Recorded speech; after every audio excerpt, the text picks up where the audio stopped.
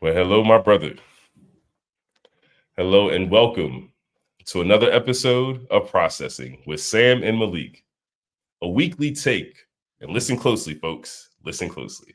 A weekly take on the life through the lens of husbands, fathers, Philly sports fans, and most importantly, believers.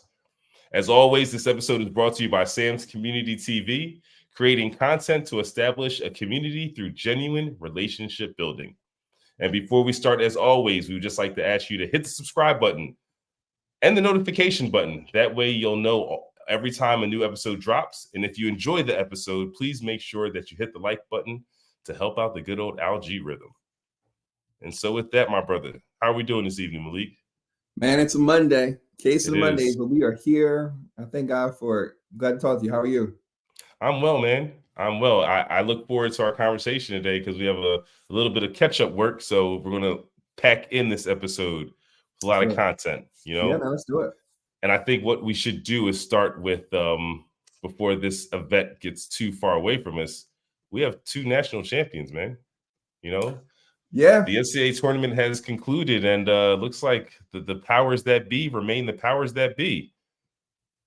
But the $1 million question, there it is. So the question is, I guess, which power changes first? I was really curious from your perspective as you watch these two teams go back to back in the manner that they did. Which team do you believe has an opportunity to become a dynasty, or a stronger opportunity if you had to actually make a selection? So you've got UConn that won 2 back to back. And I'm not even sure that they've got a surefire top 10 pick on that team. Probably the most prominent name is the coach, and he's not balling up nowhere, right? And then Don Staley, multiple time champion, incredible representative for the city of Philadelphia, but more so Final Four and then now champion, right? And she took a team that was under significant transition. I think just because of the uncertainty in men's basketball, and it's no slight on what Dawn has done, I have to say that there's going to likely be a bunch of younger, unestablished teams that don't have the culture, that may not compete at the level that a UConn does, where they don't have an ACC that used to be the ACC that we knew, or the Big East that used to be the Big East we knew. Women's basketball is fire right now, right? It's absolutely fire. And we see how star-driven it can be, where Caitlin Clark took a team that probably wasn't as holistically as talented and got them to the championship and were competitive in a game that probably shouldn't have been that close for a while. Juju Watkins, Paige Bueckers, like they're going to be that deal next year. So it's just going to be harder just because of the star level talent in the women's game. So for that reason, I would guess probably the men's game, because UConn's got a culture, and then you're looking at a bunch of guys who, freshmen don't compete with upperclassmen, right? Danny Hurley knows what he's doing out there right now. So I would guess, if anything, and it's no slight on Dawn, and it hurts me to even say it, it's just that the men's environment is not likely as successful or competitive when you hold it up to UConn. It's just not. It's interesting because I don't disagree per se, but here's my take on this. I think that it's fascinating that UConn almost has a leg up on the rest of college basketball because it still builds programs the way college does. Yeah. You have 4-year players, right? And so one of the differences, I think, with South Carolina is the fact that you had a team that went undefeated, won a championship, and returned no starters from the previous year. Right. That is kind of ridiculous. It's outrageous. So one of the questions, so I that's why I think I lean towards what you are saying in terms of Danny Hurley is growing his crop over in UConn. He knows what he's going to get because he's been part of the process and putting them in the soil. With Coach Staley, not only does she have the ability to win via the portal, but she can also grow. Yeah. So to me, it's like, as much as I understand why that makes sense for UConn, I almost think that Coach Staley has the best of both worlds, where she can get transfers and still grow the 5-star recruits. Yeah, because where else are they going to go? You know, I mean, you just have in women's basketball right now, there are just so many. It's like going to see an Avengers movie, right? Like you're going to have all of these hot Scarlett Johansson, Robert Downey Jr., um, all these different my man Chadwick Boseman's going to be in there. You're going to see all these different names because the women's game has this type of stars. They've got bright lights. The men's game, we fell in love with a dude from NC State who couldn't jump over a phone book, right? Edie, who 7'4", that was the most noteworthy thing about him. He's a talented dude, but he's not going to be an NBA starter, likely, right? And everyone else was nice stories. right. Because that was what the men's tournament was. But there was no like star power there. And the only reason I'm saying when you don't have star power, which the women's game has in spades, you've got to deal with culture, and UConn has culture. And I think the culture may allow them to go back and back and back until somebody changes otherwise. That's why I think Villanova, to a different degree, was so successful as the type of program they had with Jay Wright, where you were seeing them go out and compete with your Dukes and your North Carolinas and those big type programs, Kentucky, where they weren't even Jay Wright's winning 2 championships. He's making deep runs into the tournament because he had a culture here.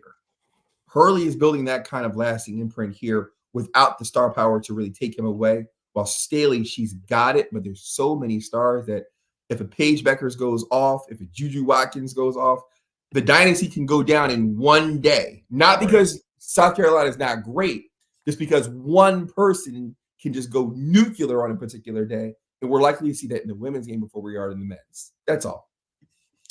So speaking of one player going nuclear, let me ask you this about Caitlin Clark. And let me make sure I'm spelling her name properly. Katlyn. B, I don't think it's a Y. I think it's Caitlin. But either way, it's a bucket. She's a bucket. She's a bucket. So Caitlin, I believe. I could be mistaken. Caitlin. All right. Caitlin Clark. Here's a conversation I'm curious about with you, my friend. Her legacy. Because, Dawn Staley mentioned her at the end of the championship game. And I thought it was really awesome to just sort of give her flowers, right? Yeah. Especially at that stage after winning, when it could have been all about South Carolina. And not only did she, acknowledge her opponent in terms of Iowa, but specifically Caitlin, because if there's a person who uniquely understands the position Caitlin's in, it's Dawn Staley. Mm-hmm. And the reason I mention this is because you're talking about someone who is a 2-time Naismith Player of the Year, and she's won 2 championships or 3 titles as a coach. Mm-hmm. So the only person who was like the player and also the coach. Yeah. Right. And so I thought it was really amazing when you hear all the conversation about the GOAT, and people were saying, or seems like other women were saying, Caitlin is amazing, all-time scorer, no doubt about it, a GOAT, but they weren't willing to go as far as the GOAT. They're like, look, there's some women who got 4 titles, got 3 titles. Yeah. And they started throwing down names, Brianna Stewart and Maya Moore and, Shamika Holdsclaw. You name them, they existed, right? And so I say all that to say that I thought it was fascinating that they were talking about these players in terms of why Caitlin may not be the GOAT. And for me, what I thought was really interesting is that, like, on the sideline, to me, you can make an argument that the GOAT is on the coach, is on the bench across from the woman actually playing. Like, Dawn might be the standard, a 2-time player of the year, who also now has like talk about why the women's game is what it is. The coaches of the women's game make it just incredible, as big as the players. Yeah, it is really fascinating, a sport that gravitates to the personalities the way the women's game did. Like me coming up understanding like Pat Summitt, You know what I mean? Like it was, and Gino going at it, right? But it was like, even as a kid, Tennessee and UConn were seared in my brain as like the marquee women's teams. And it was because the coaches that led it. And it's almost like an old adage to the old Big East when you had John Thompson and you had, oh man, trying to think of the guys out of Calhoun, Calhoun, right? Yeah. It's like, and you're thinking of like the coaches that were the name, like you said, old school Danny Hurley. Danny Hurley is a throwback to an era when the coach created the culture. You knew what the organization was based off of who he was, and there was a brand behind it, and that was also marketable. So there's going to be a brand around UConn. UConn is going to get tough, hard-nosed kids who play a certain style of basketball that are going to be that would have to be willing to sacrifice for the greater good. Yeah, he's going to get parents that are going to buy into that are going to send their kids there for that kind of tutelage. And he is going to churn those kids, and they're going to develop. They might not get all the minutes, right? But they're going to develop. He's actually going to create a scenario, in my opinion, where you think about the Kentuckys of old, where you had like Devin Booker, who wasn't a starter but was a first-round pick. Like he's going to have those kinds of teams where it's like, man, I'm just going to draft UConn first, and then I'll go to the rest of the rest. Julius Randle, Anthony Davis, Tyrese Maxey. A lot of those dudes. Those scouts aren't going to look at their minutes. They're going to look and realize, like, wow, they sacrificed because here's what's happening in the NBA. Young guys don't know how to play basketball. The commissioner is talking about the lack of defense in the game, and he's talking about how in the AAU circuits, it's not being ingrained like the certain fundamentals of how to play basketball. Danny Hurley is all over that. He's going to get draftable players. He's going to put draftable players through his program because you're going to have GMs who are going to say, you know what, I don't have to teach them. You know what's interesting you say that. I know we're getting a little bit far from the question. I'm sorry. No, you're good. You're good. But what you said was interesting about AAU and basketball and ingraining and teaching certain players. Team USA dropped their 11 of the 12 men on their roster today, right? Let me go back before we even get that far. Caitlin Clark, I think she is a GOAT. I don't think she is the GOAT. The reason why she's got to be a GOAT is because people were leaving work. They were going to the bar. They were saying goodnight to their kids, because I was one of them, to make sure I was in front of a TV when she played.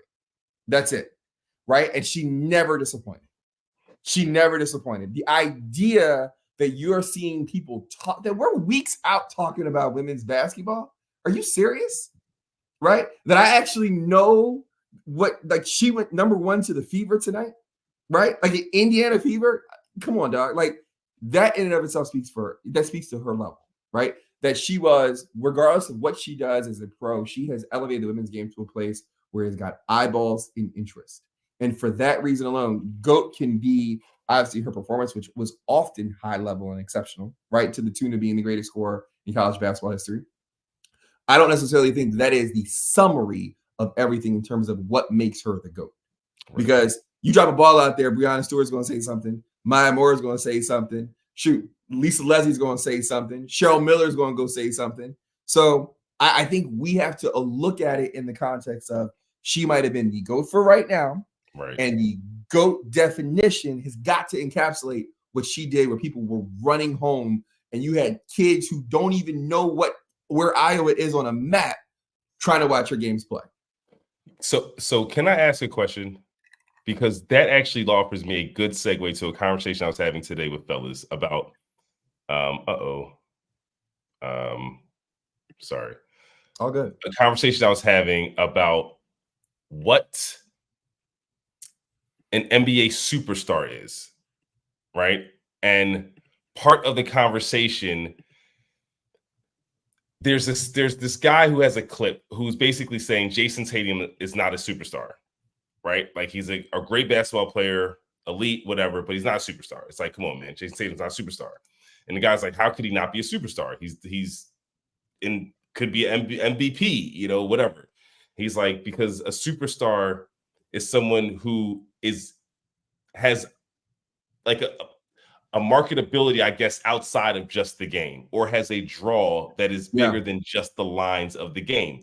And I think even thinking about the Caitlin Clark situation, you talked about her being drafted to the Fever. They have 36 of their upcoming 40 games of next year are going to be nationally televised games. 36 of their 40, because they realize they have a star there. It almost feels like when the NBA needed to save itself and Magic Johnson and Larry Bird came around at the right time.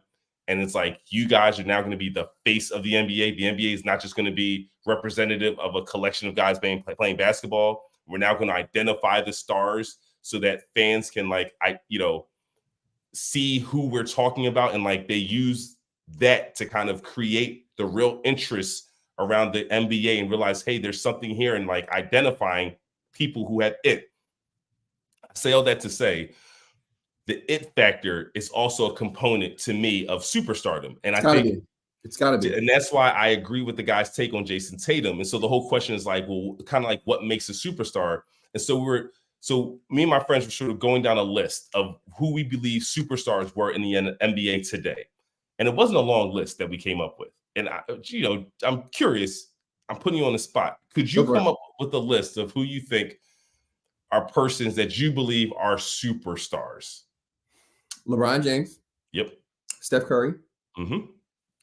I don't think the list is that long. I think we have plenty of stars. Correct. I don't think we have superstars. Correct. I would say Kevin Durant is probably there, but he just sneaks over the line for me.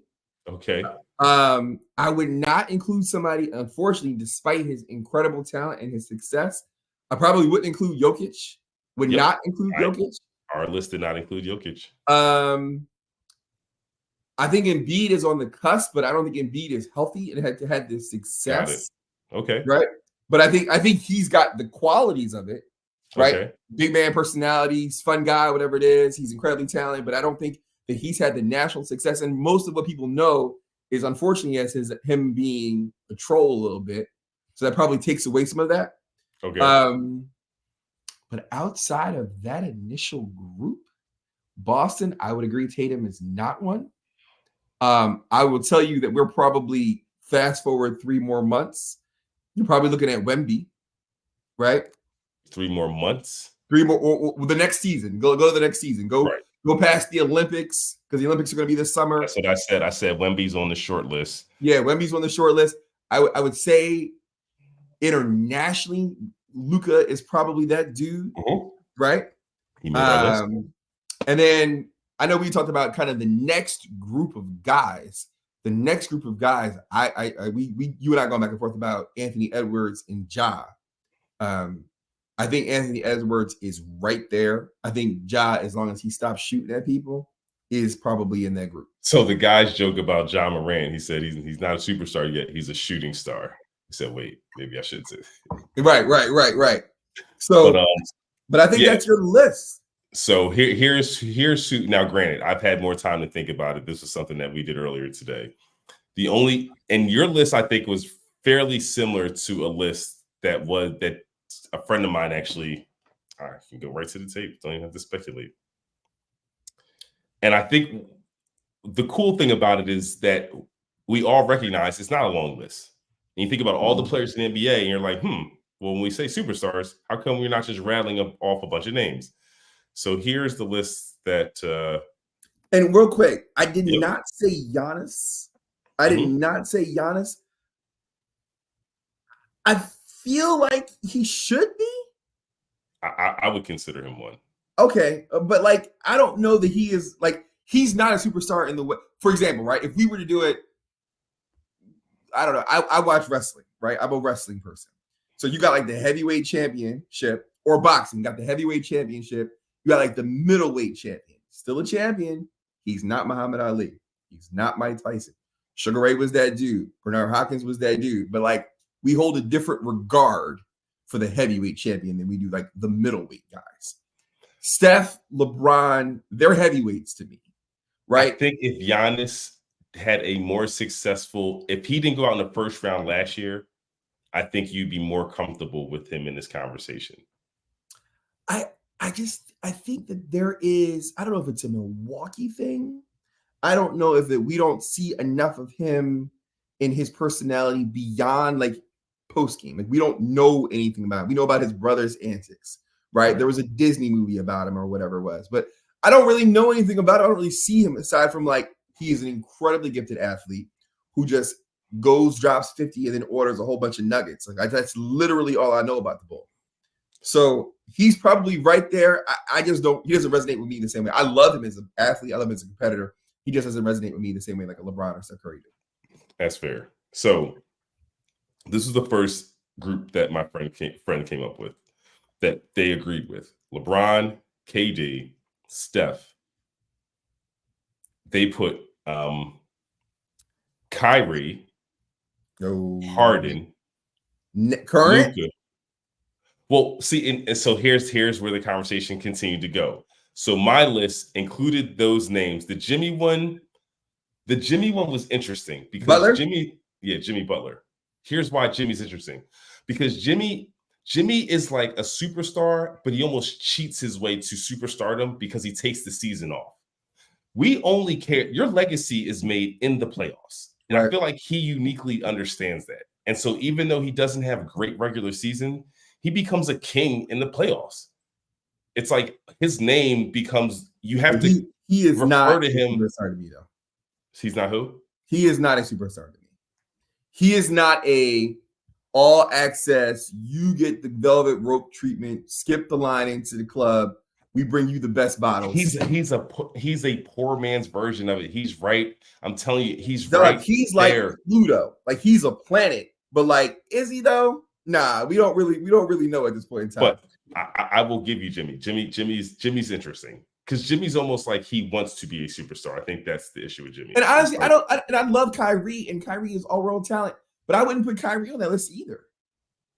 A superstar. I would not. Here's why. Because Kyrie has like he has such a tribe. He's just different. Like he still markets himself.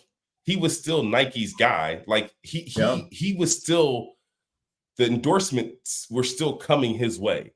And there was a tribe of people who think like Kyrie, and he is like their figurehead. So he's their king, man. There are people like, he has enough followers that you got to crown him. So yes, it's a niche group, but he has all of them. All right, but see, I think part of the I'm gonna go back to my planets for a second. I'm going back to my planets. All of the guys I mentioned to you are the sun. I see what you're saying. Are the sun. They are the literal sun, right? Like LeBron James is the sun. He pulls people around him. He literally shapes the orbit and the direction of the team and the players and the movement and the way the game is played, right? Steph Curry literally has gravitational pull out to the logo. Kyrie has never been that dude, and that's not to dismiss him. Let's be fair. Let's be fair. Steph only has one Finals MVP. In his first iteration at going to the finals, he was not the marquee player on that team. Yes, he had a role. Yes, he opened up their offense because he spread the court, like you were saying. But you could turn his engine off. Like you could defend him back then, and they still won a title because they had such a team. So he was a part. He wasn't I think that's underplaying his contribution a little bit. I know what you're saying. You're not wrong. Then how could he have not been the Finals MVP? If I'm underplaying his contribution, how could he have not been the Finals MVP when they won? Because we just sat here and talked about UConn and sacrifice, right? If I am willing to give of myself so that Andre Iguodala can get off. Wait a minute. You also, I gotta stop you. You said UConn and sacrifice. Yeah. You also said that you can't think of a draft pick on that team. Right. But if you're talking about Steph being a superstar, then he is a draft pick on that team. You can't be as a superstar. You can't blend in, but so much unless you're playing on like a team like the Olympics. And Golden State wasn't that. Well, no. What I'm saying, I don't think if he's the blender though, right? Like he literally is giving Andre Iguodala opportunities. He is literally the reason Draymond Green is probably going to go to the Hall of Fame, right? Like Kevin Durant comes and joins him, and Kevin Durant because they lost. Listen, Kevin Durant is one of the greatest, if not the greatest scorer, and is getting elbow jumpers wide open because you're so worried about Steph. I get it. You have to. I get it. He's a floor spacer. He was a floor spacer, but you're talking about a son. And Time out. Buddy Hield is a floor spacer. What? Steph Curry is not Buddy Hield, dog. You're not saying it enough. You're not giving enough credit. I'm saying then Steph Curry is not who he is now. That's what I'm saying. I'm saying Steph Curry was defensible. He was defensible. And here's another thing. If Kyrie Irving and Kevin Love did not get hurt the previous year, the Cavs would have won back-to-back against that team. They would have beat them twice. And that's why I believe Kevin Durant joined that team, because they did have a LeBron and Kyrie problem. I think they're fantastic. Listen, you're saying what you're saying about them does. I think it elevates LeBron's greatness, first of all, because LeBron James is the reason why any of those things happen, or even the possibility of those things would have happened. My only point is just simply this: if you're mentioning him as the son, you're talking about planets, right? You said he's not Pluto. I don't see any situation where a son is not the Finals MVP. Show me where that happened, where the son wasn't the Finals MVP. I think he chooses. I think we don't look. Show me another time in history. Sam, we don't look at the sun, but we know it's there, though, right? Like, right. So if we know it's there, we feel its effect. But that's when we give it its effect, is at the end, because we felt its effect. So you get the crown as the MVP because we felt your effect. His impact, and what he has done for that team created opportunities for Clay and for Draymond and for Andre Iguodala and for Durant, that if he's not there, if you put any other player in that space, there's no way that it's practical. It's just not. It doesn't. But if he's not performing, then again, he obviously didn't get it for a reason. That's all I'm saying. He was missing shots. Yes, you still had to defend the shots he's taking. So you still had to put a guy 25 feet away from the basket to defend the attempt. But he wasn't shooting at a high clip. Yeah. They won that first year simply because it was just LeBron and Dellavedova. I'm not suggesting that. So my only point is that the fact that we're saying Steph is, I believe he wasn't the son the whole time. He became the son, in my opinion. And I think it's evident in terms of like his growth and maturation when you realize like he really is the guy. He appeared to be the son when they beat OKC. Like that whole back and forth with OKC when like he beat them. I think it was like it wasn't in the playoffs. It was like one of the masterful Steph Curry games when he first started blossoming. It was like the same year where he had the Madison Square Garden game when everyone started becoming aware that Steph Curry is a real problem in the NBA. And it was a game where he hit like a half-court shot against OKC to win it when he didn't have to take it from that far, but he just did just to do it. And it was like, whoa, this dude is the real deal. And that was the year they beat them in the playoffs and advanced to the championship where they won that year. Again, against Cleveland that had lost Kyrie and Kevin Love. He was the man all up until the finals. Yeah. And in the finals, you saw what the play of real dudes looked like. And his game did not match. You saying Steph is not a real dude? I'm saying at that time, he was not there. Because when he got to the finals, that team put on quite a performance in defending him. Oh, listen, hold up. He was not real. Like Draymond to me was way more impactful. I see. We just gonna have to disagree with all of this then, because if you're going to tell me that he is not the mechanism, I agree with he is the focus. He was the number one target of their defense. Kyrie is incredible. I'm not suggesting anything other than that, right? However, All I'm saying is that Steph's existence in the building, on the floor, for any of those games, gave every single player on that team a level up and an opportunity.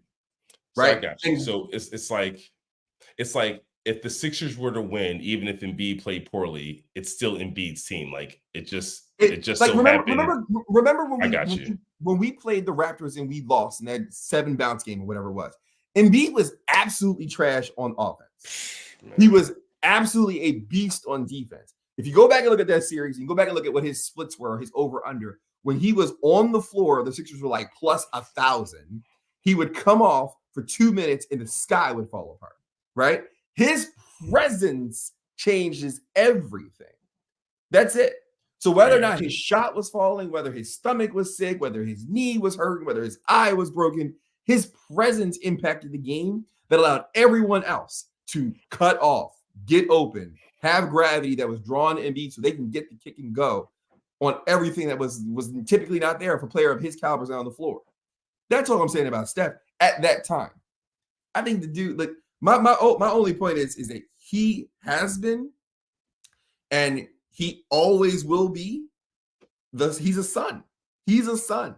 He is a son. I think this whole comparison started off of Kyrie. So like I feel a little bit dirty because I never was trying to suggest that Steph is not a superstar and he's not a son. I was just saying if you're somehow trying to disqualify Kyrie, then I'm sure I could use the same argument against a Steph Curry because to me, Kyrie has the same kind of gravity. Like if he's on the floor, all eyes are on him. You have to be in help position. My only thing with Kyrie, and I mean I can speak of split hairs, right? Because you're going to say someone like Klay Thompson or Draymond in the supporting cast, is that Kyrie, up until probably right now, literally, like he experienced success with LeBron. He didn't have success outside of that. He did not have in Cleveland. He experienced Brooklyn. There was all kinds of issues in Brooklyn. He had all kinds of issues in Boston, right? Where he had chances to be the dude. And he hasn't really ever shown it. Not that he doesn't have like first level talent. Did he? He didn't have chances to be the guy? I don't know. Where? In Boston? In Boston? We don't think he had a chance to be in Brooklyn? To be the guy with Kevin Durant on your team? Like, what are we talking about? What does the guy mean? I will tell you this. I don't think Durant necessarily is the kind of – I think Durant's a basketball player who is willing to like, hey, you got it, you can go. I think Durant's capable of being that guy, but I think if Kyrie was to assert himself in that way, it's like saying, so was he the dude with LeBron? No. LeBron James, right, but LeBron James is the pass first guy. No, but LeBron James dictates everything. Kevin Durant dictates everything. I don't think it's the same way. I don't think Durant does not hold or dominate the ball the way LeBron James does, right? He does not dictate the flow of the offense the way that LeBron James does. I don't disagree with you, right? So put it like this. Westbrook's career at OKC, he took more shots than KD. I mean, when they played together, obviously he stayed there longer. Right. When they played together, he took more attempts, even though everyone was like, KD is like the elite scorer of the NBA, but his teammate is actually taking more shots. So I don't disagree with the point that it's like, he's going to let guys do them. But to me, it still elevates like what the team is overall doing. Listen, if we could have seen Brooklyn healthy, who knows what would have transpired with that team if they could have just been healthy. So I still think, and if you look at what their numbers were when those three guys played together, they were ridiculous. Yeah. Like they didn't lose because there is a gravity to Kyrie. Like you can't win. Incredible. But I think that when we're talking about you can't win for playing with one player. Who's the superstar in Dallas? Who's the guy in Dallas? Luka. He went to his team. Right. But like I think that there's a quality. We're talking about right. Okay, but wait a minute. Because now we're going back to the whole Golden State. When KD went to Golden State, it was still Steph's team. Absolutely was Steph's team. Absolutely. KD was a superstar. Right. But there is a quality where the way in which you play the game, and it could be a presence, it could be the way in which you distribute or dominate the ball, the way you score, whether you create influence for other people. I think that is part of the calculus here. That's part of it. Whether you're a superstar, it could be just because you go out and get buckets, or because you allow people literally want Jokic to shoot the ball. Right? Because he knows all of a sudden you're gonna get like Braun in a backdoor dunk, or Aaron Gordon's gonna get like, some putback alley-oop or whatever it is off a Jokic pass. They want him to, because his gravity is so great. His ability to elevate everybody else is so great. He's more dangerous in that way almost than the fact that he can go out and get you 40 and 15. Listen, I can argue that the best duo in the league, maybe outside of, and I'm biased of saying Embiid and Maxey, is Luka and Kyrie. Listen, if we were playing NBA Jam right now, if we were going NBA Jam, your duos are probably, assuming Embiid's health, Embiid and Maxey, you probably have to give a nod to Jalen and Tatum, right? Jalen and Tatum. I'm taking Luka and Kyrie. No, I'm not saying. I'm just saying, like, of the group, like who, these are the. I'm talking. Listen. That's the exercise you can go through. I'm talking about guys that make the team go. Dallas doesn't go without Kyrie Irving and Luka Doncic. No question. Boston is such a stat deep team. Jaylen Brown can have an awful night and they can still blow the doors off you. That's not going down in Dallas. And Dallas has a 50-win season.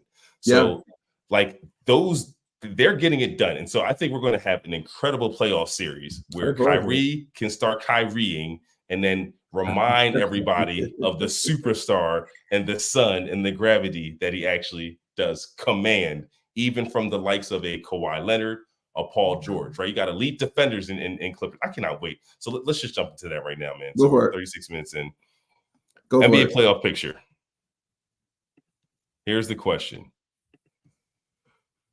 Playoff picture is set, right? So before we get into that game's tomorrow, right? Tomorrow's the Sixers. Sixers actually start Wednesday because the Flyers have a home game. Wait, what day is today? Oh, today's Monday. You're right. I'm sorry. Yeah. So, I mean, granted, there are games tomorrow. We just aren't playing in them. Yes. So tomorrow's games. Let's see here. So the Lakers play New Orleans at 7:30, and then Golden State at Sacramento. So let's do our predictions. Let's start with the games as they are scheduled to air. So the first game in the play-in tournament in 2024 are your Los Angeles Lakers versus your New Orleans Pelicans. Line, New Orleans is a -5, so they are favored because they are at home. So they're not -5, 1.5. I'm sorry. Mm-hmm. So they're favored by 1.5. What say you? I think that is probably the worst matchup for the Lakers. Of the teams represented in the play-in, Kings, Warriors, and the Pelicans, because of their ability to compete with size. That's it. Anthony Davis is honestly, for all the criticism he gets, he's played probably at his best level in years. He's not had any prolonged injuries, and he's actually gone out and dominated in a way that the Lakers probably hoped when they got him. So that said, however, he's going to have to defend or have defending him some big bodies, and he's going to have to chase. I would assume he's probably going to have to chase Zion, who all of a sudden is like point Zion if he decides to just start, like, he's distributing and dunking on cats left and right. So it's going to be really hard. I would probably favor, and Brandon Ingram's supposed to be coming back too. I would probably favor the Pelicans and then look for the Lakers. I don't think LeBron is losing twice, not in a single game. I don't see a world where they miss 2 games in a row. Well, I don't disagree in terms of the Lakers not winning on Tuesday night. I think they have almost an incentive to lose because as much as you think New Orleans is a bad matchup for them, Denver's a worse matchup. Denver is an absolutely worse matchup. So they don't need the number 2 seed, and I don't think they're going to fight for the number 2 seed. Or I'm sorry, number 7 seed. So I don't agreed. So I think New Orleans will win the game, but I think that there are other reasons that factor into why Los Angeles may not be victorious tomorrow night. So then you're looking at Golden State, Sacramento. And I can't sit here and just talk about how Steph Curry is my, like, sun, moon, and stars. and then be like they're gonna get bounced by the Kings. So despite the fact that it's gonna be up and down the floor, Sabonis has actually played really well. Draymond might fight him. I don't know how that's going to go, but to give you more information, Golden State is favored by 2.5, and it's at Golden State. Yeah, I would probably lean that way. Although Golden State has been terribly inconsistent, and Steph Curry actually looks like, I think he's got some legs on him. Like, he's been really ground down a little bit this season. And I say that because I just don't think that they've got enough scoring punch. Like, with all of the talk about Klay Thompson, the fact that he didn't kind of get his legs underneath him until the latter half of this season, that wore on Steph. Right? Wiggins, we didn't get a whole lot of Wiggins. Kuminga has been wildly inconsistent. Moody's all right. So that all of a sudden, like, Steph, to keep the team afloat to even be in this spot, had to go hard all season long. It almost feels like the year when Kobe tore his Achilles against the Golden State Warriors, trying to keep them in the playoff mix. Trying to keep them in the play-in a little bit, yeah. Trying to keep them in the playoffs. And we don't want any. We don't want 40 any minutes injuries. a game, and that Achilles went against your Golden State Warriors. Yeah, so I would say we're now looking there at, is no Malik Monk. There's no Malik Monk. Yeah, he's hurt. Yeah, so I don't think he's available, which is I think why they're favored, quite frankly. Yeah, or Golden State's favored is because they know that they're underhanded. So I mean, if we're both maybe saying Golden State wins that, and then they're playing in Staples Center on what's Thursday night. That's for the 8th seed. That's LeBron's in-season championship right there. There it is. That's it. There it is. I think I'm not sure if I disagree with you. I think we're going to look at New Orleans and the Lakers filling in the final 2 spots on the West. Yeah, that's where I would probably lean. So now we go to the East. Just get to what I care about. Wednesday, 41 minutes to get to what I care 7 about. o'clock on Wednesday, your Philadelphia 76ers are slotted to play the Miami Heat for an opportunity to play the New York Knicks in the first round of playoffs. What say you? The Sixers are favored by 4.5 points with the game occurring in Philadelphia. Let me ask this question to you first. Okay. Do you believe the decision to hold out Embiid against the Nets was at all related to his health? Yes. Okay. So you believe, when he went out the other day, I forget what team we were playing, where he went out and he came back and finished the game. Was that not Brooklyn? Who was it before? The Magic? Maybe the Magic. Yeah, it was the Magic, where he goes out right before half, comes back, knocks a 3 down, finishes the game. Do we believe that had any kind of setback or implication for whatever we're looking at tomorrow night? On Wednesday night. Yeah. I don't think it's going to, I don't believe it's going to have the kind of impact on Wednesday night that will really limit him, in my opinion. I think he felt something in his leg in that game. They took him out. He came back in and played on it, and he looked pretty good.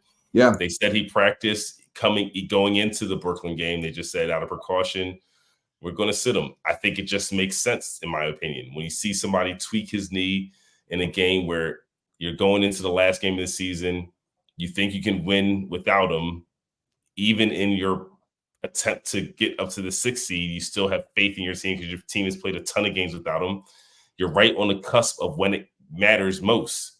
And unfortunately, the Brooklyn game just didn't matter in the long grand scheme of things.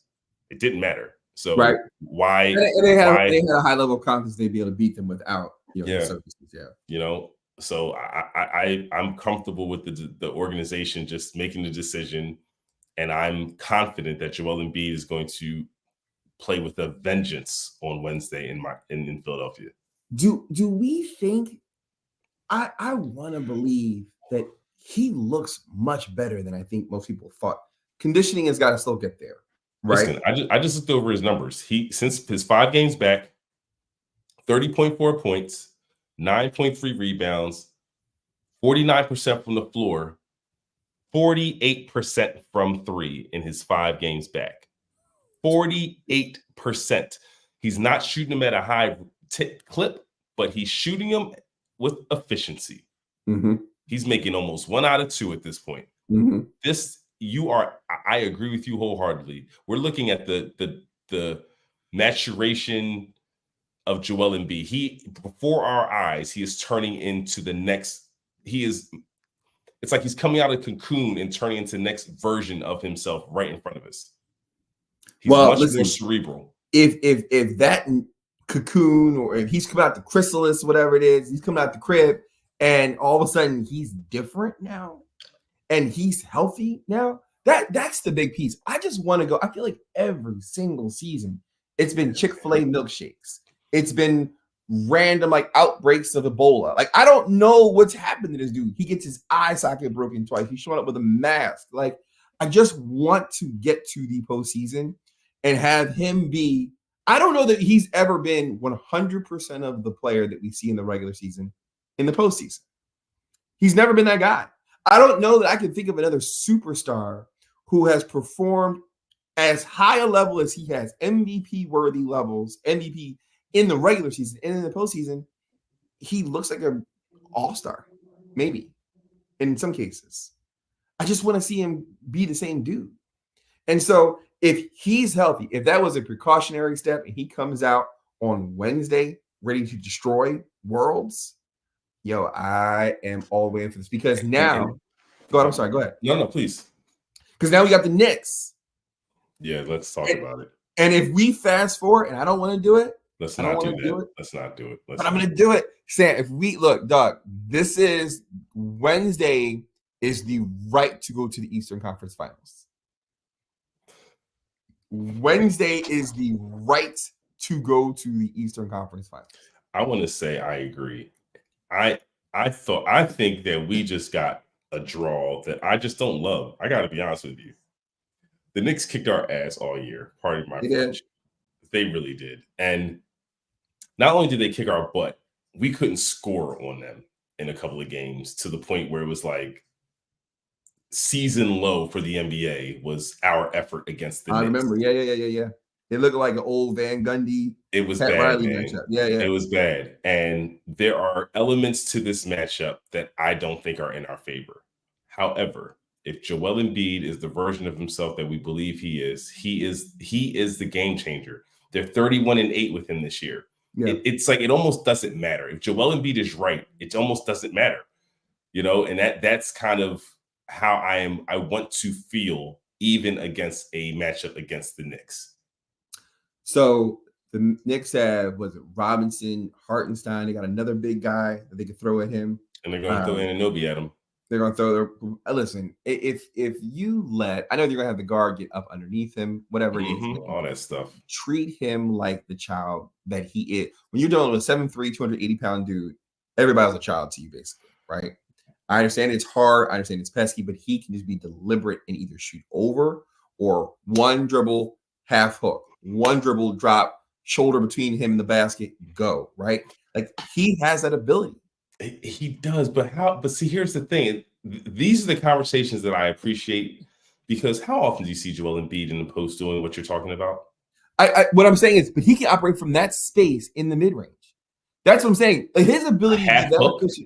No. But he can take one dribble, fade, one dribble, shoot over the defender, right? He's got options there. And because of his level of efficiency going all the way out, well, you're saying 50% from 3-point basically, but out to the free throw line, he has options where he doesn't need to back you all the way down. He can literally put you in the high post, turn face up, shoot over you. Put you in the high, put you in the high post. Okay. I'm with that because to me, that's a recipe for success. I don't want to see a version where Joel Embiid all of a sudden, after playing without his back to the basket, is now only seeing part of the floor because he hasn't been playing that way. He's got to be able to see the whole floor in order to see where these double teams are coming so he can read the defense properly. If we design him to be in a position where he can't see the whole floor, I don't think that serves him because he's not been practicing against that all year. I do think that he has to be careful about how he chooses to pick his battles, especially if we play against the Knicks, because the Knicks are going to want to muck up the game. We know how they're going to want to play the game. If he starts feeding into that offensively, I think we're going to be lost. He has to be content with those shots that you just talked about. My X factor when they muck up the game, when the Knicks inevitably muck up. So let's go back up. We both assumed the Sixers were going to win on Wednesday. I think the Sixers, I think I would be very disappointed in the Sixers loss. If the Sixers lose on Wednesday, granted, it has to see how, right? You know, if the Heat were to catch fire and it's just one of those ball games where it's like they couldn't miss a shot, I'm not going to be terribly disappointed. Well, If they just can't miss a shot. Heroes back. Listen, they're playing against a playoff team, so it's not like It's not. It's, it's the Heat. It's the Heat. You know, the interesting part in all this too is, let me make my point first. My X factor in this whole series is Kyle Lowry, right? Assuming the Sixers move on, my X factor here is Kyle Lowry. I think he is capable of putting guys in spot and realizing the moment, right? If we need a basket, how do we go get that basket? If we need a guy to get into a space to create the opportunity for someone else, he's gonna be able to direct that flow, right? And I think he's got the reputation enough to do that. Whereas we've not had a ball handler who would I know who Harden is. I know Harden's the 75 greatest. He's an all-star. He's a Hall of Famer. I know all of that. But Harden shrunk, right? He's not a champion. I'm not saying Kyle Lowry is as good as Harden. What I'm saying is that I think he has the ability to recognize the moment. And he is, one thing we know about this dude is he's not going to be timid. We know that. Listen, I think your point about Kyle Lowry is, I wouldn't even limit it to the first round of the playoffs. To me, he's the only reason I think this team can win a championship, because we have an actual point guard. Tyrese Maxey's not a point guard. And I don't think this team could have won a championship without a point guard on the roster. And when I first saw Kyle playing, I wasn't sure what the expectation was.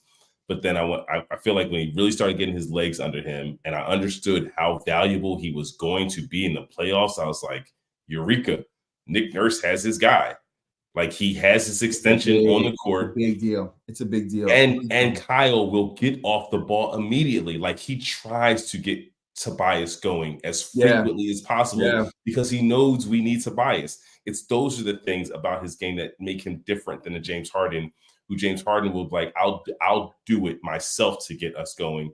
Or you just stand there and just be ready. You know, unlike now where if Tobias is running properly, I'm going to find you, big fella, because I'm going to need you to continue to do the right things on the court and get rewarded for it properly so that you are engaged the right way. So that's why I love him for this team, because it keeps the ball flowing. And when you have a guy like Kyle who is demanding that of his teammates, even when, man, we went through a stretch, the last game Joel played against, this was the Magic. We went through a stretch against the Magic where the way the ball was moving, it was so fun just to see them, like the enjoyment of trying to figure out, of manipulating it just to get to the open man. It's like they knew who the open man was 2 or 3 passes away, but they're going through the exercise of just making it happen. And they trust the guys who are going to be on the other end of taking the shot. So you have a complete team of professionals who are playing the right way. And I think it absolutely begins with Kyle Lowry. Let me ask the champion from Philadelphia. Let me ask this question, because I think we talked about in the Western Conference play-in, we talked about the idea that the Lakers may be disincentivized from winning against the Pelicans because they prefer the matchup against. They want to avoid the Nuggets. They want to avoid the Nuggets. That's the story. Right? So they'd rather play Oklahoma City, the number 1 seed there, right? By being the 8, they play the 1. Boom. Miami has been successful against Boston. Do we think, I'm not suggesting they're going to go in tomorrow and literally pull, not tomorrow. I keep saying tomorrow. Excuse me. Wednesday. I'm getting excited. I'm thinking about tomorrow. That they're going to completely just miss the opportunity against us, right? But do you think they're like, we know what we can do against Boston? We play Boston well. We've matched up. We've got no fear of Boston. Boston, quite honestly, if Boston drops game 1 against Miami, all of a sudden Boston might get a little tight. I hear you. I think Miami is the team that's just trying to make things awkward for everybody. So I think they wouldn't mind at all winning in Philadelphia and just playing the Knicks. Let's roll up our sleeves and just do that. You know what I mean? Like, Miami just seems that like that team that you just don't want them in the room with you, because you don't like, they may have anybody's number. They're like honey badgers. You know what I mean? Like, they're unassuming, but don't poke them, because if they get their attention on you, good luck. Their skin is too tough for you to bite through, and yet their claws and their teeth will get you every time. So we need to just dismantle them on Wednesday so that if we have to see them again, it's in the finals. It's in the conference finals. Yeah. But let them understand that, we beat you. I think that on Wednesday, we go hard on these dudes. And here's something I also would like to see Nick Nurse do. Be willing to have a long rotation. In my opinion, you don't have to shrink it. I think that you could push whatever buttons you need to press. If you feel that you're in a stretch and you got to go with Ricky Council, even if you didn't play in the first half because you just need a punch in the gut or something, then do what you have to do, coach. Don't just stick to your scripted plays like Doc will do and just say, hey, I kind of already set my roster for the day. I set my lineup. Doc, so can we talk about real quick? And I know we probably should move on.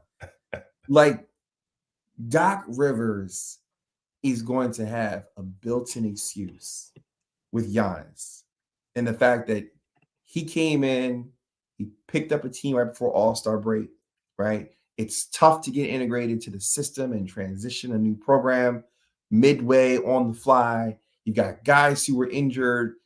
What's my man's name? Middleton was coming back. Lillard was out for a little bit. Now Giannis is down, and they're likely to get bounced in round one, right?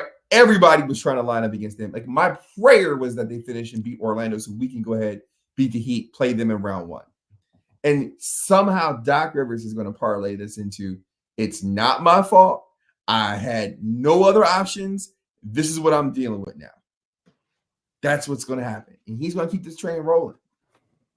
It's bad in Milwaukee. It's they don't real have bad. Answers. And I think they're going to keep Doc and lose the Greek freak. They can't keep paying all these coaches. They're still paying Budenholzer. They're paying Adrian Griffin. They committed long-term, I think, with Doc. They're stuck with Doc. They're going to have Doc and Dame. They're going to have Dame and Doc. You know what the problem is, though, man, is that like at some point in time, like when you start to concede power or seed power to your all-star level players, your all-world guys, your Giannis's or your LeBrons, sometimes the decisions they make aren't decisions that are necessarily ones that should be made, right? I don't disagree with that at all. Giannis went ahead, and apparently it was his endorsement that got Adrian Griffin, right? Mm-hmm. Adrian Griffin was there for like 6 weeks. I don't even think he finished paying rent on his spot, right? 30 and 13 at the time. Okay. And now here comes Doc, and we've got a team that looks old. Under 500 under Doc.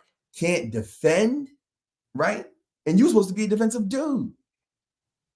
Listen, but he gonna somehow turn this into this is the argument for anybody who's like racism is over. Like Doc Rivers keeps getting jobs. Like this is literally the argument right here. Regardless of where, if you were a Proud Boy or one of them cats, like just point to the fact, forget that Obama got elected. Doc Rivers keeps getting multi-million-dollar jobs. This is the argument right here. And he keeps finding a way to qualify his lack of success. And I think you're absolutely right. I mean, all year long, he was throwing his guys under the bus. I mean, he went so far to throw the staff under the bus. He's like, it's the travel guys. I'm telling you, I haven't put my finger on it. Right. One of those guys that pack the lunches, I'm going to get him out of here. And you just trust and believe all things will be different. It starts there. Okay. It's like, what are you talking about, coach? The travel staff? Like, why are you telling us this? What are you talking about, man? They fly on planes. They fly on planes that are like, I don't know, mini hotels. Are you serious? It's like, why are you talking to the media about the professionalism of like in-house travel? Like you deal with that in-house. Just clean it up. Yeah, he act like they fly on Frontier. Shout out to Frontier. But he's like, they're not flying on Spirit or whatever it is. What's that got to do with the fact that he can't defend and you have the wrong concept in terms of drop coverage or blitzing, pick and roll? Like that's why you're losing games, not because of, whether or not they got too many napkins in the food. Like, come on, man. Like it was just such a deflection, but it just goes to show you that he's just wired that way. Some people are just wired that way. They don't look inward first. It's like, all right, let me make sure all the external things are not wrong first before I even think about considering myself. And so it's like in his mind, he never even gets to look inward because he finds all the issues out here. Man, I pray that I'm able to one day able to attain that level of funny, responsibility. Man. I pray, man. Like that's my dream. That is literally my dream. Heavy as the crown, huh? I'm telling you, man. And I can pass that heavy ass crown to everybody else and still keep it. So I know I'm excited, man. I'm looking forward to this week. We'll see what's going to happen. Listen, you keep saying tomorrow. I know you were not thinking about the Sixers. I know, I'm sorry. But here's what's funny though. No basketball on Saturday, right? It felt weird. And like Twitter was even like, man, no NBA today. Like the NBA, you guys, this year was a year that you guys need to figure out how to replicate this in the future. Because the amount of interest that you garnered throughout a full season. Remember, the in-season tournament, so that the dull days in December where usually football is the main focus and the NBA is on, but no one cares. All of a sudden in November, December, we're caring about NBA games because they got this weird court and these like different implications around wins around this in-season tournament thing. Then the season goes on, and then you have like the West being the West where good teams and marquee guys are falling low and like these up-and-comers are at the top. So you're like, hey, are these teams real? But of course, as fans, we're always going to be interested in your Kevin Durant, your LeBron James, your Steph Curry. So it doesn't matter that they're in 8th, 9th, and 10th place. That's the team you're following. So it's like it just created a different kind of interest all the way through in terms of the West. And in the East, Boston was being Boston. When New York is good, the NBA is good. The NBA is in a better place when the New York Knicks are a solid franchise. And the beautiful part about the Sixers is that we lost our big piece. We somehow stayed in striking distance, where after a 7-game winning streak to end the season, we were only a few games out of back in second place where we were before we lost the big fella. Like that was the weird thing, which goes to show you how dominant he is. To your point, his presence alone, it's like we're winning games, right? So I think the NBA, and then you go into the final game of the season on a Sunday, you have 3 teams tied for first place in the West. That was my favorite in NBA part. history. That was 3 my favorite teams tied for first place. It's like, yo, that's so cool. And then on the East, you sent me the screenshot of all the scenarios for the Sixers. It's like it felt like March Madness in one day. That was my favorite part. That's my favorite part of like probably the last month.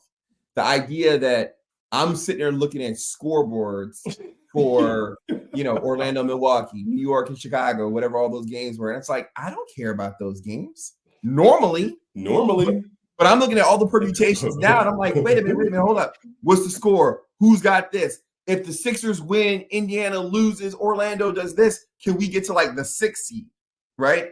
And unfortunately, it didn't happen, but I was locked into all of those games for the simple fact that I was now worried, okay, if Milwaukee loses and the Knicks lose, Milwaukee's still at 2, we can win, get to play in, and we can be at 7. I would have preferred that matchup. That's that, and it came down to a shot, bro. I was all right. So this is funny. This is a perfect segue because it segues into what am I processing. So it's not going to be what we were talking about earlier. So here's what I'm processing.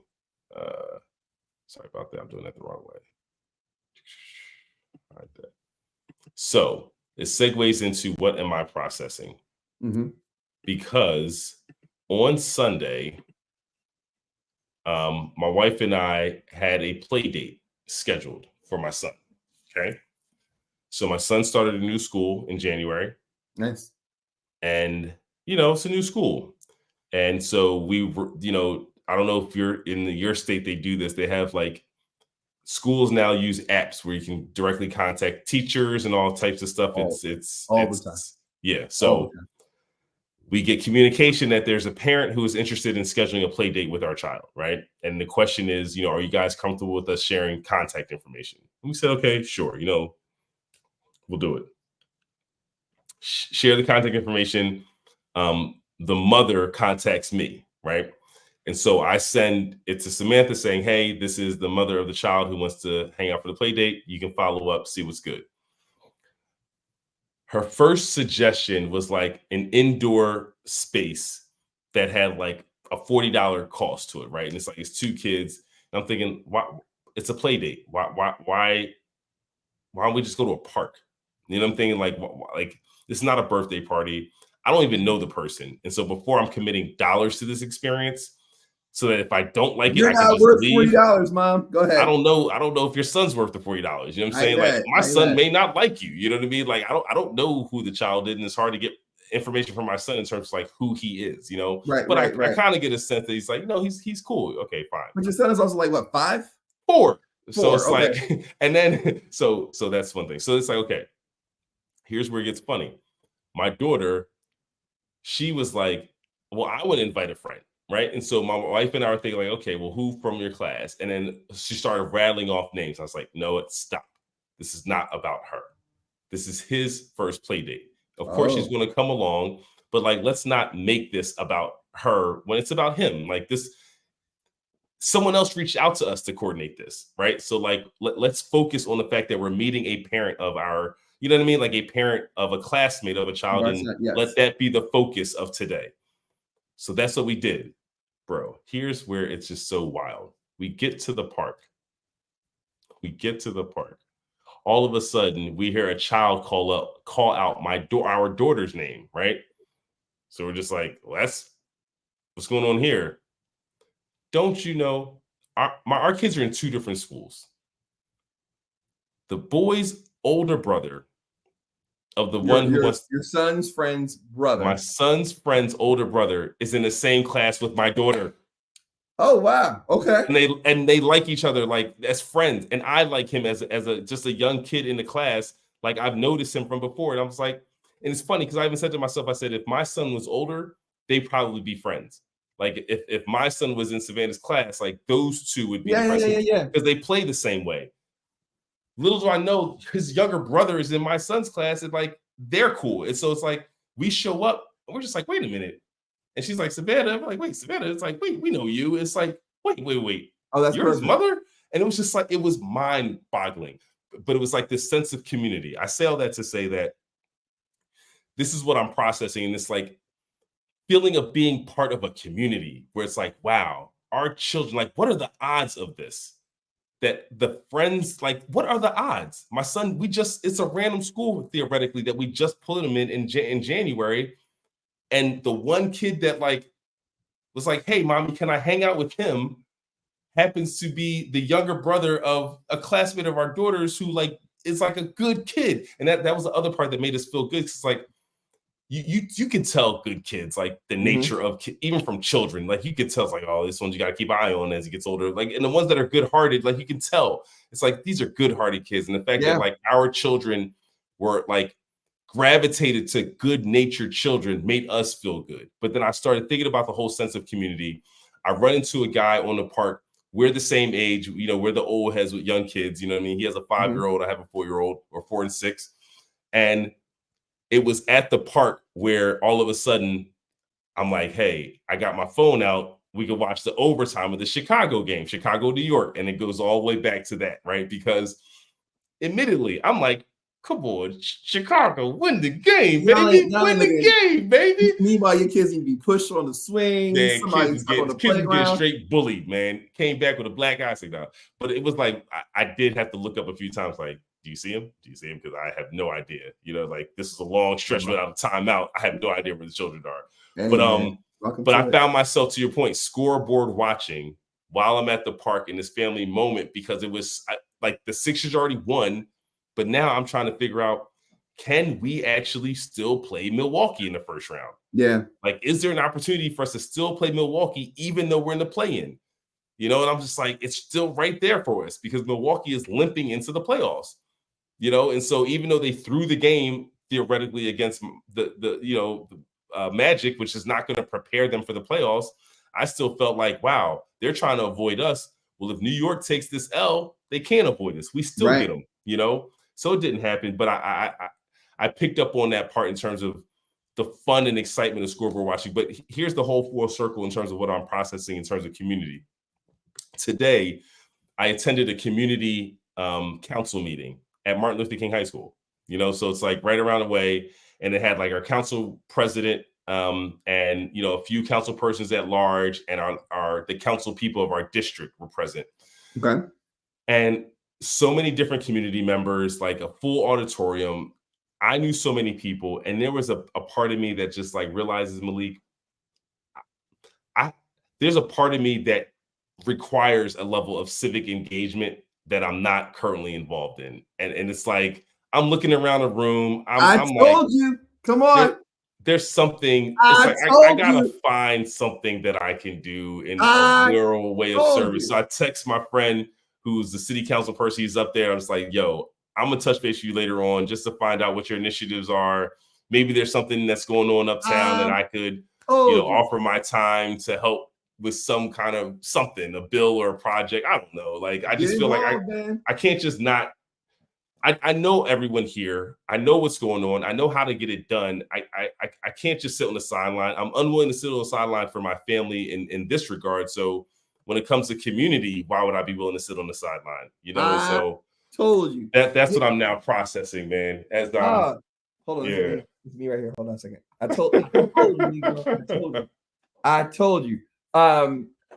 My processing is a different kind of community, actually. And Okay.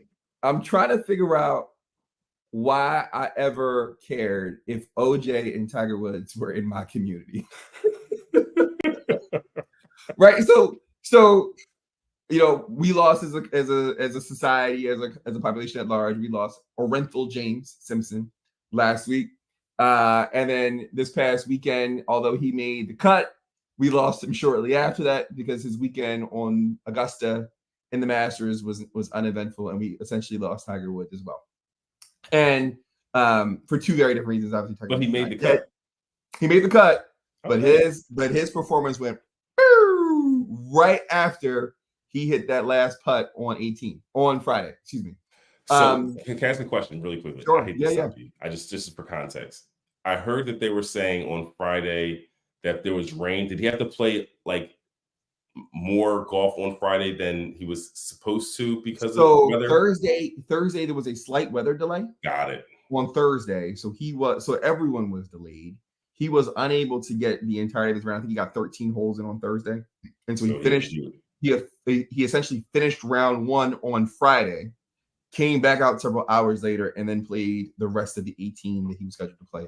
So I think in all he played like 23, 24 holes on Friday, which, for a dude who almost lost a leg, probably not the move, right? And there were various clips that showed him like on social media, like rubbing his ribs with icy hot and, adjusting himself. He was just having a really hard time just walking around. So it was an incredible accomplishment. He's an incredible player. He's an incredible golfer. He's meant everything to an entire segment of people. But his time as a prolific golfer is likely over, right? And for OJ, his time as a living person is definitely over, right? Well, so, but my thing what got me thinking this past weekend. I remember being in middle school, probably like 11, 12, 10, 11, 12, somewhere in there, realizing like how big a deal OJ was, right? Not as a player, but as the trial was going on, right? I remember I want to say. So you were older in the trial. The trial you were. So this was the Rockets Knicks series. I remember watching that too. Right. This was 8th or 9th grade. So we were in like Cedarbrook or whatever. We were in middle school. We were being homeschooled because it's one of those things where you always remember where you are. So I remember I know exactly where I was. I was in Miss Genesis class, actually. Now we talk about this specifically. And I remember when the verdict hit, and I remember it was I didn't care about OJ, but there was such a strange thing that happened because this was probably like one of the first early times that I really remember like race being front and center, right? And OJ didn't matter, not at all to me, but for whatever reason at the time, I remember so much of the conversation being a black and white issue rather than the fact that some people lost their lives, right? We don't know who did it. The court determined he was not guilty. A civil case later on determined that he killed them, but not necessarily legally defined as murder, right? So there's a separation there. But I remember thinking how big a deal that was. I remember thinking how big of a deal it was. And I didn't understand it because, quite honestly, nobody in my life ever talked about OJ. Nobody was like, yo, that's our dude. Nobody actually, like, he's part of our community. The same way, for very different reasons, that Tiger Woods has been accepted into our community. Tiger Woods was like the guy. I know we had Lee Elder and Calvin Peete and renowned black golfers who did not achieve anywhere near the level of his success, right? But Tiger Woods was seen as somebody like, yo, this is our dudes. I remember being over at Cedarbrook. There was a little par 3 golf course right over there by where like the Pathmark and the Toys R Us used to be at off of Cheltenham Avenue, right? I remember there used to be a little I think Trinity Apartments or whatever they are called now. There was a golf course back there. There'd be brothers literally out there in light blue velour suits with Timbs on, teeing off because of Tiger Woods.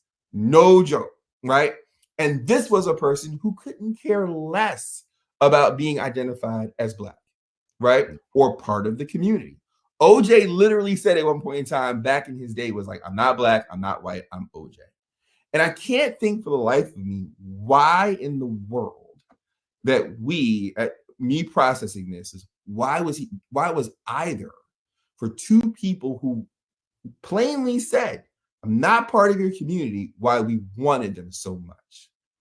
Why we absolutely wanted, like they were parts of it where we owned it. Like the OJ trial became a whole race issue, whatever it was. Listen, you did it, dog. And we all know he did it, right? But he didn't care about me any more than he cared about the community. He said as much. Tiger Woods may be doing things philanthropically now, but he talked about being Blasian or whatever it is. And look, you have the right to identify, but I also have the right to determine how I feel about you and how you treat and respect the community that I may identify with. And for whatever reason, it never really made sense to me, even now that he's passed. Why was it such a big deal that he was part of our community? I don't get it. I still don't get it. And you mean like why wasn't he allowed to just simply self-identify? Well, like for example, right? Like ain't nobody out here, caping for Lenny Kravitz, right? Lenny Kravitz is one of the biggest rock stars in our lifetime. Not one black person is like, yo, Lenny Kravitz is that dude, right? Lenny Kravitz ain't at the Essence Fest, right? I don't see him dapping up somebody in like a future Drake rap battle. Like I don't see him in any of that stuff, right? Right. But so it's very clear that we have distinctions on who we identify and bring into our community. And so Lenny Kravitz, for whatever reason, was not one. He might have been associated with a genre of music that is atypical for black people, black culture. OJ openly said, Tiger Woods openly said things that were averse to us as a group, right?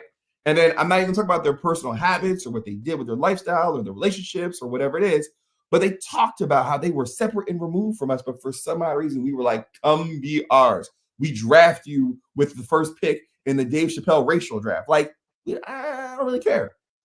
I don't really care. But I just couldn't understand why. I was like, why do we care so much about you? Why did it become such a big deal either way that you were part of our community? I think I hear the question, and I think it's a very profound one. Admittedly, listening to it the whole time, I was just listening. And the one thought that just immediately flashed in my mind was simply the fact that in those moments, or there are moments where they're still representative of. And regardless of, and I think what made it interesting for OJ specifically was the idea that it seemed blatant, it seemed evident that the something about the process went awry, right? And so it's like, if that is true, then under usual circumstances, this is how the law deals with when the collection of whatever, when it's found to be tampered with, right, inadmissible, whatever. There's something amiss with the information of clues or whatever. Then the evidence was tampered with. Evidence, exactly. Right. And so, what I think, to me, what I also believe what was happening in that moment was, okay, here is a person who is a person of means, right? Who is public, has a public identity. Are they going to simply, I don't want to use the word railroad, is the law going to honor the fact that I know where you're going with this, evidence has been tampered with for this individual? Or is it going to be what we would expect to happen to people who are black or brown, like where it's like, you know what I'm saying? And so I think that was part of what brought us in a little bit more with OJ specifically. It wasn't about what he claimed at all. It was more about, you are still a person of color, and this is still the legal system. And that's fair. Granted, his attorney and his defense team offered the argument to create that narrative for us to look at it this kind of way, where it's like, it doesn't matter how OJ identifies. You guys are missing the point. It could be you. Yeah. You know, like, this is what you need to consider, that it's evident that something went awry in their evidence collection. What if this was you? Yeah. You know, and I think that's how they created more of we identified with him again in that moment, because it wasn't about whether or not we are lockstep in terms of our ideals, but in this moment, you are representative of my brother, my sister, etc. I think it's fair. I think the part, I do think there's an element of, I agree with you. I think there's an element of, you know what, we want to see if we can get over one time. The same way that we assume and likely realize that folks of different means, maybe of different backgrounds, typically, or we assume that they do, right? I think that is, because the weird part about it, Malik, and this is to your point, it was never about guilt for us. Like, it wasn't like, we think he's innocent, so this needs to happen. Right, it's like, wait a minute, like, yo, they did something wrong here, and it's obvious they did something wrong here. So what are they going to do about it? Yeah, you know, like that. It was more on that. But Sam, but so that's absolutely part of my point. It's just interesting how we pick and choose all of this. Their lives still in the balance, right? You're like, right? Why are we focused on these details when we're talking about lives lost? So you're like, died, bro. Right? And we were focused on who checked in the glove? Whose signature is on that document?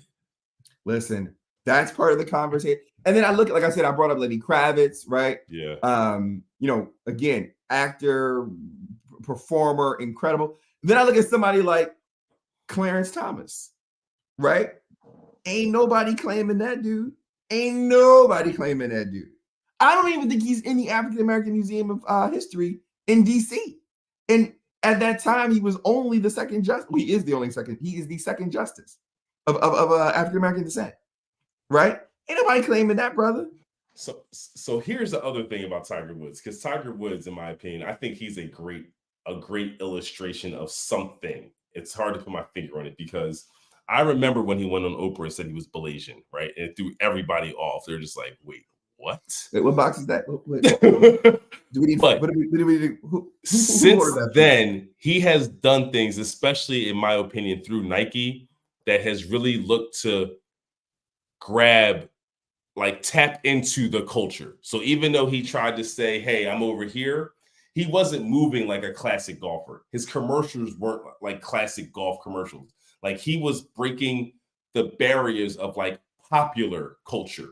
And I think there's where we fell back in love with a person who looked like us, that was becoming popular, that became bigger than a sport of golf. Like, he was golf for us all of a sudden. When we thought about golf, we weren't thinking about Palmer and Nicholas and all the legends and all the people that are on even on the tours with him. We weren't thinking about any of those dudes. All we're thinking about was Tiger Woods, y'all. Tiger Woods, y'all. Because he was fun to watch. He was hitting the ball. He was the first, what was it? What's that movie with Adam Sandler where he hits the ball 500 yards? Oh, Happy Gilmore. Happy Gilmore, yeah. Yes, you know what I'm saying? Like, he was that's I'm sure Happy Gilmore started because you had somebody like Tiger who was just whacking the heck out of the ball. You never saw it before. Then he was hitting these incredible putts. So it's like, wait a minute, he can hit it further than anybody, and then his short game is immaculate. Like, who is this kid? No, I feel you. He was the whiz kid, and for him visually, again, it's like, brother, I don't care what you call yourself.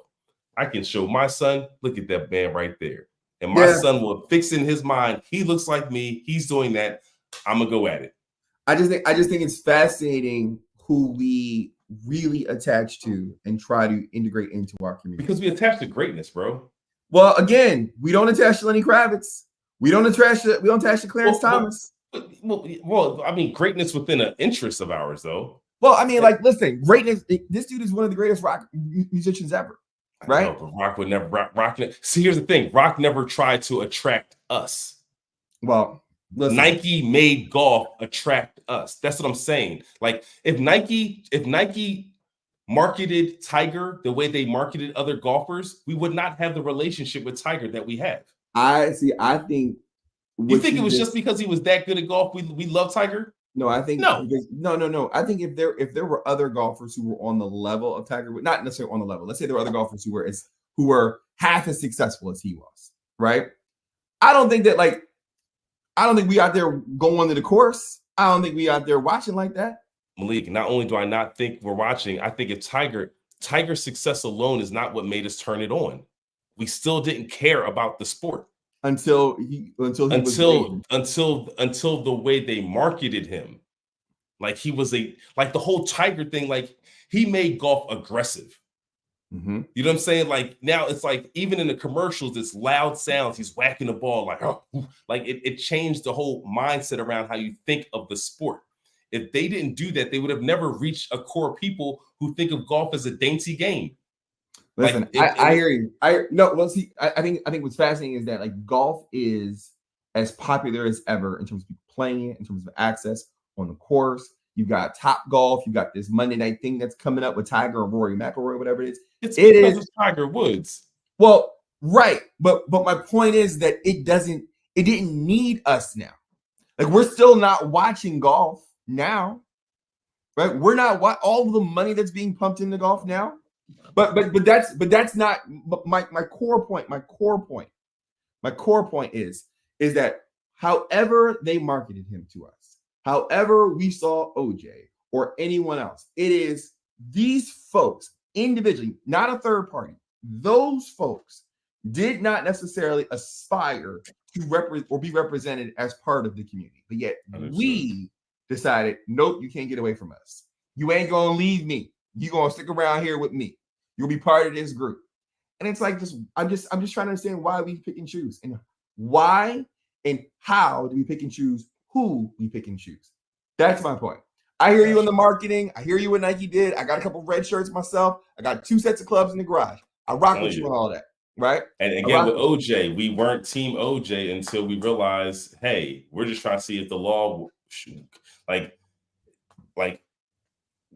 see, you got me. Because it's like, in that moment, we're thinking, will the law work for us the way it works for them? And you're saying, wait a minute, is he us? Because if you ask him, he is not us, right? And so it's like, it's almost a weird moment. It's like this trial actually didn't solve anything. No, it didn't do anything. It's like, didn't do anything for any of us. It's the same old. He never wanted to be us, but we took the us and made him part of us. He didn't win because he was us, even though, but that's where it gets tricky though, because the defense made it so, right? They made him they made it seem like even though his relationship with his defense team were like the who's who of Hollywood attorneys.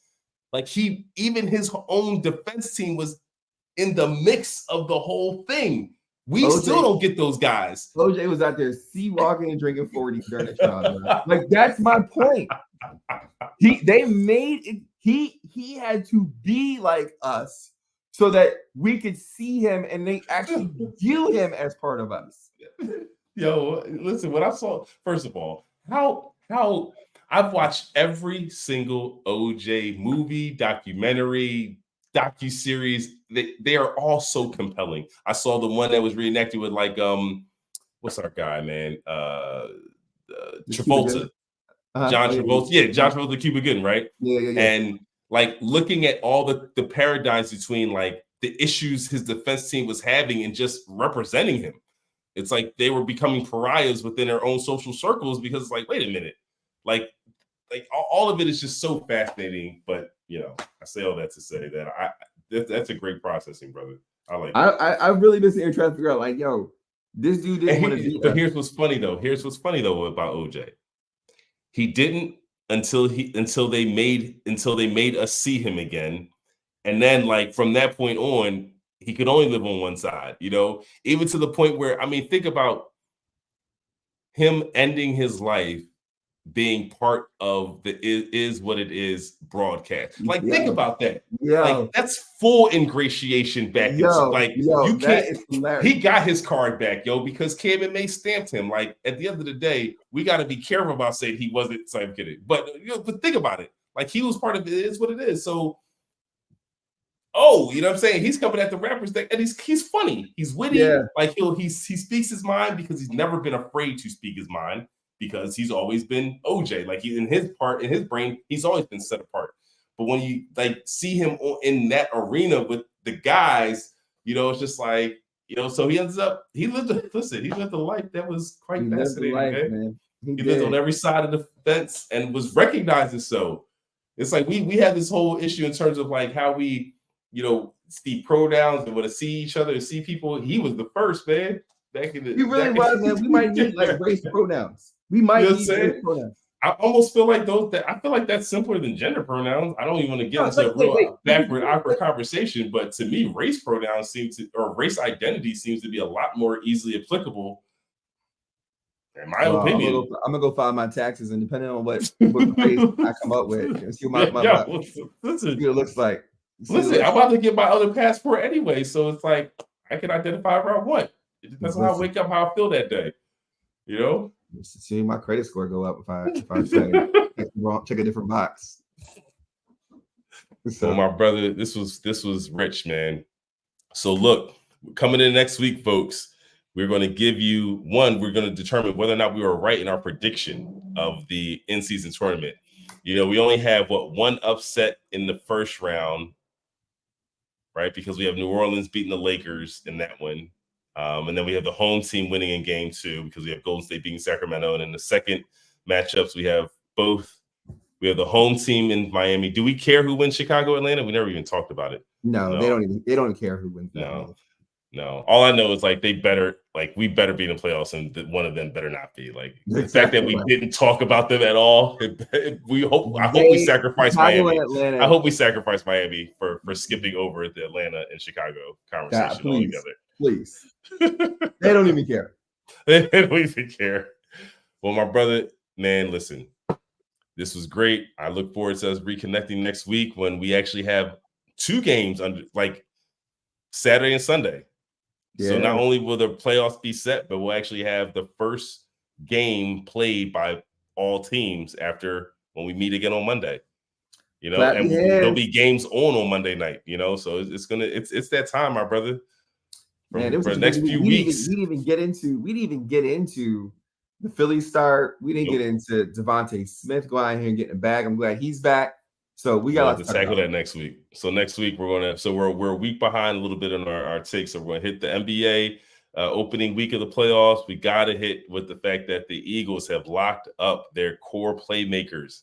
Devontae Smith signing is huge because that kid is a talent. I'm telling you. Yeah. And I think in a Kellen Moore offense, I am so excited about what this team can be. We're going to get into that, all that, and more. And our Philadelphia Phillies that are just playing as 500 can be, man. One up, one down. This is how we roll. That's just how we roll until it's game time. And then when the lights come on, it gets a little bit warmer. That's when the slugging happens. There we go.